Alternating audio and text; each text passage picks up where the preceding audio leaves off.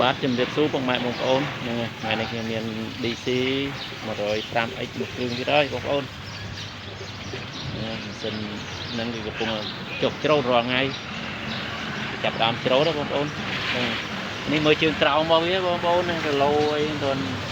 ទឹកស្ដើងទេនៅក្រាស់ល្អរឡូនឹងឯកង់ទូថ្មី2គ្រាប់បងប្អូនហ្នឹងបងប្អូនធ្វើការ DC 105X ទៅច្រូតអីអត់ខុសទេបងប្អូនមកមើលមួយគ្រឿងនេះនេះlàស្អាត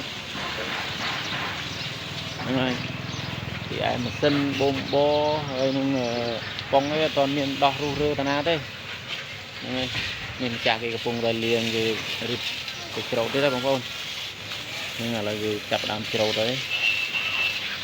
ហ្នឹងម៉ាស៊ីននេះធានាថាស្អាតហ្នឹងហើយតាក់ស៊ីអីអត់មានច្រេះពុកអីតាណាតាណីទេបងប្អូននៅតិចដាច់អេមរៀបឲ្យកង់ស៊ូនៅថ្មីបងប្អូនថ្មីម្ចាស់គាត់ទំដាក់អញ្ចឹងតែថា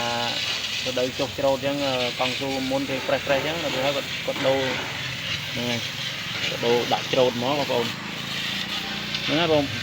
ប្អូនមានចំណាប់អារម្មណ៍អាចមើលម៉ាស៊ីនមួយគ្រឿងនេះបាននេះស្អាតនេះវាឲ្យប៉ុងឲ្យគាត់មានដោះរុះរើគាត់ប៉ះតោយទេបងប្អូនណា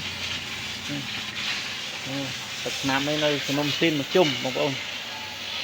ហ្នឹងមើលកវាវមុខអីនេះ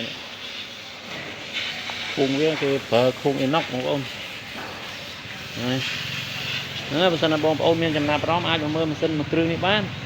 តម្លៃធូរសមរម្យទេបងប្អូនតម្លៃអាចចរចាគ្នាបានអញ្ចឹងហ្នឹងម្ចាស់គេកំពុងតែច្រូតរាល់ថ្ងៃហ្នឹងគេរៀបចំទៅវាលទៀតហើយបងប្អូនរៀបចុកទៅច្រូតទៀតហើយហ្នឹងបងប្អូនមានចំណាប់អារម្មណ៍អាចមកមើលបានបងមួយគ្រឿងនេះវាស្អាតហ្នឹងDC 105X 023បងប្អូនកង់ស៊ូរឡូនៅក្រាស់នៅថ្មីគាត់មានទឹកស្ដើងអីទេរឡូនៅក្រាស់បងប្អូនរឡូស៊ីនមកជុំហ្នឹងហើយតែបងប្អូនមានចំណាប់អារម្មណ៍អាចមកមើលបានគ្រឿងនេះមានស្អាតណា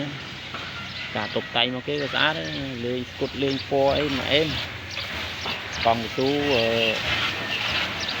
ថ្មីមកគូបងប្អូនកង់ស៊ូនេះតាក់ស៊ីអីជាងក្រមអីណានេះម្ចាស់គាត់មកបាញ់លៀងនេះមានទាន់ទុះទឹកឆ្នាំទេស្អាតទឹកឆ្នាំមកគ្រឿក៏មានទឹករិចរើមេស៊ូអីទេហ្នឹងហើយបើបងប្អូនមានចំណាប់អារម្មណ៍អាចទំនាក់ទំនងមកបានតាមរយៈលេខទូរស័ព្ទឬក៏តាមរយៈឆាតខ្ញុំបាទមានតែប៉ុណ្្នឹងទេសម្រាប់ចែកជូនបងប្អូនខ្ញុំបាទសូមអរគុណសូមជម្រាបលា